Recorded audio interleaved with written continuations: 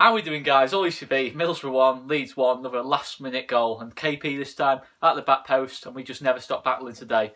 The end of the day, it's maybe a little bit of a disappointment not to win the game. We probably didn't deserve to win the game, in all honesty. But, look, you know, again, it's points dropped, and we're not on the best of runs, let's be honest. It's not a great run we're on at the minute. But we're still picking up crucial little points, crucial little wins here and there. Even when we're not playing well, you have to take the positives from that side of things. But let's go on to the game itself. So, 4-2-3-1 we saw pretty much for most of the game today.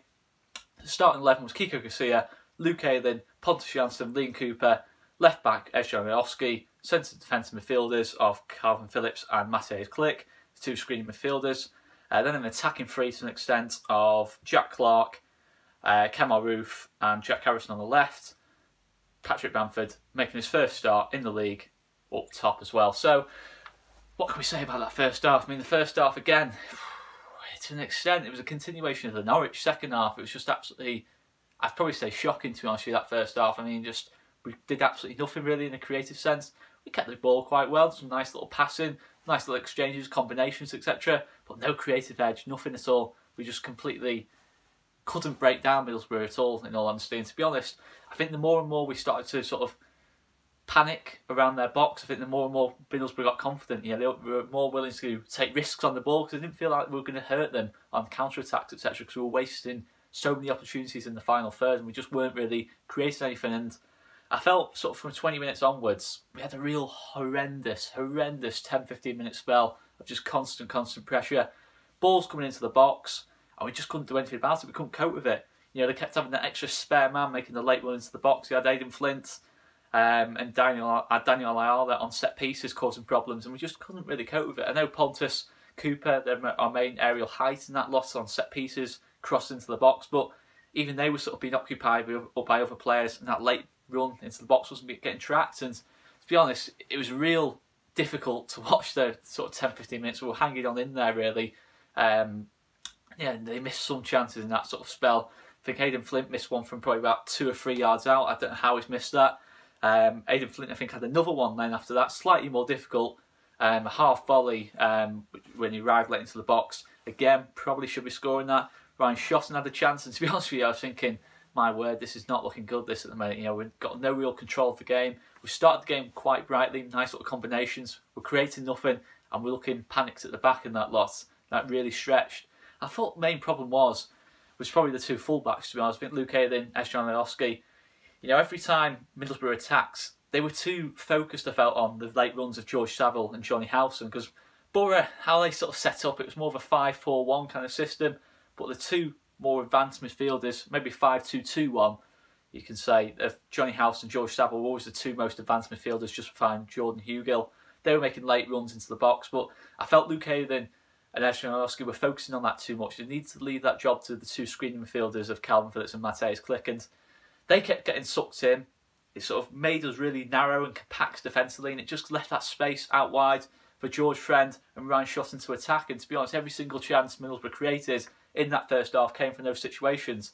Luke Ayling, Ezjan Rioski getting sucked in, then finding that spare man on the outside, George Friend, Ryan Shotton, then crossing it into the box. Their delivery was superb throughout the game, to be honest, and chances were being created. You know, they had to leave that job, I felt, tactically to the two screening midfielders, or just get themselves a bit of help, you know, just in terms of getting Jack Harrison, Jack Clark to do a little bit more defensive work and say, listen, I need help here. We've got this, we're getting a little bit overloaded out wide in that lot.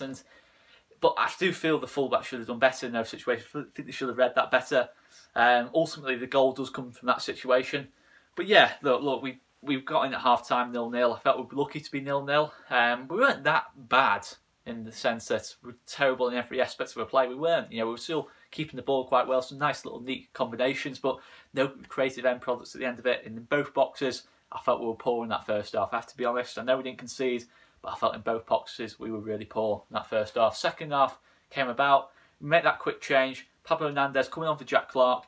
Now, obviously, subsequently, since the game, we found out that Jack Clark, obviously, you know, look, I'm not going to pretend I know what happened. You know, I don't know what happened. It's still not very clear what happened there. We've obviously seen the paramedics. He wasn't well at half-time, according to Marcelo Bielsa, so he came off.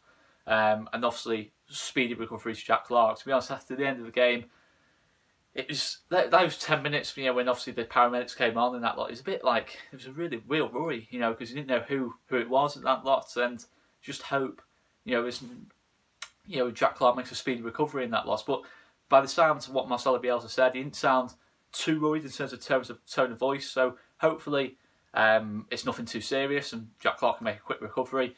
Hopefully anyway. But we don't want to rush him in, obviously. That's the other key thing. But the main thing is Jack Clarke is okay by the sounds of things. So obviously you have to be massively thankful for that anyway. But yeah, we make the change. Pablo Hernandez comes on. And I just felt when Pablo came on, I felt it was more of a Pablo game. You know, I said from the start, I wasn't happy that Pablo wasn't starting. I'm not going to lie. I think Pablo is our best creative player, probably the best creative player in the Championship. And I just felt he was the key to that. In unlocking that superb defence, let's be honest, that back five of Borough's is the best in the league. You know, statistically it's the best. They don't give much away.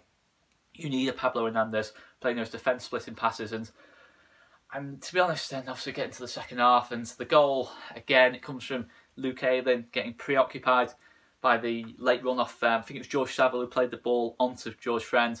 Luke Ayling just sort of got sucked in, drags out of position, and gives George Friend that free run and gets that cross into the box. And I don't know who's tracking Lewis Wing. It's a really, really poor goal. That goal. It's a combination of 3 or 4 errors, that, and it's just poor marking and that lot. To be honest, it's just poor marking. Not even poor defending as such, just poor sort of tracking and that lot. But there's not on that first goal. I don't think you can really pin that on anyone. You know, individually, I think just as a team that was really poorly defended. You know, in their shape and that lot. You know, everyone's sort of running away from the ball. It's just not a good goal to concede. Probably one of the poorest I think we've let in all season. But you know, I start to panic at 1 down. I think Borough are just going to close this out. Probably going to swap the midfielders around to get more fresh legs in that midfield and just sort of see the game out to an extent. But ultimately, we didn't panic. You know, we didn't panic too much. You know, Marcelo Bielsa kept things calm. He made a change. He made a key change of bringing off Mateusz Klich, who again, I have to say, I love Mateusz Klich. He was totally ineffective today. Totally ineffective. He had a big chance again in that midfield pivot to show he can play that box-to-box role. And unfortunately, I don't think it happened for Mateusz Klich today. He wasn't the poorest player by any means. And maybe it was a little bit harsh to take him off as opposed to some other players in that lot. But he didn't do enough at the end of the day. Tyler Roberts came on for him. It was really confusing, you know, how we sort of set up after that. It seemed to be like a 4-4-2 diamond, you know, something sort of unheard of in Bielsa, you know, in sort of Bielsa's philosophy in that lot. But it felt like after that, Calvin Phillips went to the holding midfield position, well, stayed in the holding midfield position. Pablo on the right, Jack Harrison on the left, Tyler Roberts just in through the middle, Kemar Roofe, Patrick Bamford up top. It felt like a 4-4-2 kind of shape, or a 4-3-3 if you're going to class Tyler Roberts as playing further up in that lot. But it felt like a different shape anyway, and I felt we got a lot more momentum after that. It didn't happen instantly. It took a little bit of time to sort of develop in that lot, but with 20 minutes to go, I felt we started to get control again. And I have to say, Calvin Phillips was absolutely superb. He was instrumental in that. At times, he was in 4v1 situations against him. You know, they had so many holding midfielders in that team, or defensive-minded midfielders, that you felt Calvin Phillips might have got a little bit outnumbered. But to be fair, he kept it simple. He just kept things ticking over, and he kept that momentum building in that loss. And I just felt we started to get a little control after that. Obviously, we get that first chance. I try and think of the first chance fell to. Yeah, so the cross comes into the box. I think it was Pablo Hernandez who put the initial cross into the box. It lands at Pontus Jansson's feet. Plays in Kemar Roofe. Kemar Roofe, it's probably a bit of a half chance, the first chance. Save off Darren Randolph. Rebounds back to Kemar Roofe, and he probably should score the rebound. You know, the rebound, Darren Randolph's on the floor. Obviously, his defender's flying at him. He probably should take that Kemar Roofe. You know, if you think of the finishing ability he's shown this season, he's been so clinical this season when he has had chances, and he just didn't quite take that chance. But it's a shame we missed that chance. But then straight again, 30 seconds later, we win the ball back because that gets cleared. Ball goes into Jack Harrison. He puts a lovely ball into the box. Look, I'm not a Jack Harrison fan by any stretch of the imagination. I've made that clear. You know, I've not been happy with Jack Harrison's performances the last couple of weeks. I don't think he works hard enough in the press. I've made that clear. But that ball in the box was absolutely superb. Great header, Pontus Jansson off the post.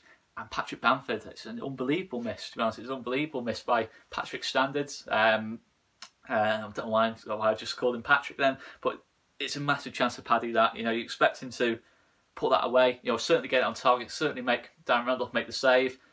But it's a poor miss at the end of the day. We missed that chance and you think, is this not going to be our day? I mean, the 2 saves off Darren Randolph in that Kemar Roofe chance were unbelievable. And then we get another one where Pablo Hernandez puts a lovely, unbelievable through ball into Patrick Bamford. It splits all the three centre-backs, it splits them all apart. Patrick Bamford's through on goal, and it's a superb late challenge off Aidan Flint. To be fair, it's absolutely superb defending, and what you like to see in this league, solid defending. It's a superb piece of defending off them. I only start to think, we really are struggling here.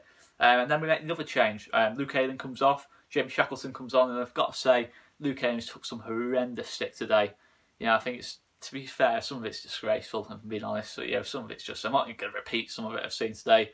I know, we all know Luke Ayling is not at his best at the minute. You know, Luke Ayling himself will say he's not at the best at the minute, but, you know, I don't think it needs to get personal. I think some of it has got really bad. You know, it's fine, you know, it's fine to criticise him, but I think when you get personal, I just think that's poor, to be honest. I don't like any of that. You know, I don't want to see any Leeds player get personal abuse, but, yeah, it's the first time I've really seen it this season, but I'm just disappointed. To be honest, it's just one of those, isn't it? It's only one or two, but it's not good seeing that kind of thing. You know, Luke Ayling was poor today. Let's make no mistake about it. He has been in poor form, but he's been a superb player for this club. No matter if he doesn't play another game for Leeds, he's still been a superb servant for this club, even if he's been in poor form over the last couple of months. And even if I criticise him in the last video, he's still being one of the best right backs we've had since the Premier League days for me. Absolutely no shadow of a doubt about that. And he deserves that respect from me, definitely, even if he is out of form. Jamie Shackleton came on, and to be fair, Jamie Shackleton, again, like I've said, I think Jamie Shackleton has been superb when he's played at right back. You know, I think, considering it's not his favourite position, and Jamie Shackleton, look, he wasn't absolutely outstanding when he came on, but he kept that ball, he kept things ticking over. He didn't try anything daft. He tried to be brave, but he was clever about what he did. You know, he didn't sort of run into blind alleys or anything like that. He just kept it simple and just kept, you know, creating that space for Pablo Hernandez, like what Bielsa likes his fullbacks to do. But yeah, obviously it's a positive change off Bielsa, making that change at fullback, and it all played a part. You know, at the end of the day, it all played a part. Obviously, then we have that big stoppage, the corner, Pablo Hernandez. We had that big stoppage for what it was, Jack Clark.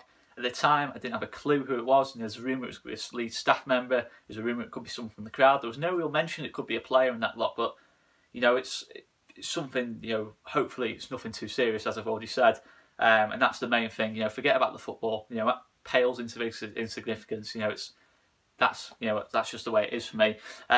12 minutes are added on. You're thinking, wow, you know, another late goal. Have we got that extra little bit of fitness on Middlesbrough? You know, we've got some ageing players in that team. You know, John Obi Mikel, superb today, but again, has he got the energy that the rest of the team has got? You know, just look at Mo Bezic again, another sort of ageing player in that. All two superb players, by the way, for this level. But yeah, I just felt we had that extra little bit of energy, that extra little bit of pace than what Borough had, and I felt that did play its part at the end of the day.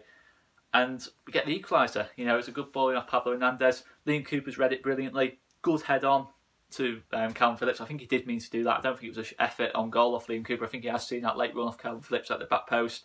KP sticks it in. The power he gets on the head is unreal. I think it's almost took Darren Randolph out, to be honest. I think you know, at the time I thought Darren Randolph should save that, and I sort of saw the replay and I thought, no, he shouldn't save that at all. That's an absolutely bullet header in every sense of the word. And yeah, it's just unreal. You know, I'm really happy for KP. I think KP obviously playing deeper hasn't been able to quite get the same, well, hasn't got the same amount of goals as he did last season, or he has done in the past for Leeds. He's probably isn't going to get that many goals in that position, but he's still so much more than goals. His performance today, I don't even want to point to just a goal. You know, I thought he was just absolutely critical today, KP. And he would be my man of the match today. Absolutely no shadow of a doubt. No shadow of a doubt. KP was my man of the match today. I thought he played a crucial part. And you do look at that to an extent and you think, if only he started that game against Norwich. But look, it's been and gone. We've learnt our lesson, I felt, on that. You know, we've not stopped. We've just kept going. We've not given a soft second goal away like we did against Norwich. You know, and yeah, it's been a really good game of football, to be honest. I really enjoyed the game. I was expecting a much tighter game than that. You know, I think it was the complete opposite of the game, you know, earlier in August, where it's a bit of a war of attrition, where nothing really happened either side. You know, maybe it's a couple of half chances, but today there were some brilliant chances for both teams. Borough probably took the first half. We took the second half, I felt, and it was a good game of football. And yeah, you know, I think you look at Borough and you think they keep things tight. I think they have got a little bit more creativity than probably gave them credit for. And they've got good players in that team, so you do fancy them to possibly be up there, you know, come the end of the season. It's just getting so tight, isn't it? You know, West Brom winning at Stoke at the minute. I think that puts them only a couple of points behind us. And you look at the quality West Brom have got, it's just going to be really close. That's why I don't think we can get too carried away today. You know, you look at that first half, we could have easily been 2 down at half-time, 2 or 3 down at half-time, but we weren't. Okay, we weren't 2 or 3 down at half-time, but lessons have got to be learned. We've got to start games stronger. We've got to look at certain players and think, are they really giving us enough starting games? But all in all, I'm happy with that. You know, I've got to be happy with that. You know, we've gone to the Riverside, we've played well, we've held our own, we've created chances, we've made things happen, we've improved in the game, we've shown fighting spirit, all the things you want to see. Total opposite of Norwich. Okay, we've not been at our absolute best, but you have to be positive about that for me. I'm going to stop rambling anyway. Make sure you check out Ramsey's in the South Stand and review of the game, and Joe's review of the game as well. I've been Oscar Marriott, Leeds TV. Thanks so much for watching, and we'll see you later.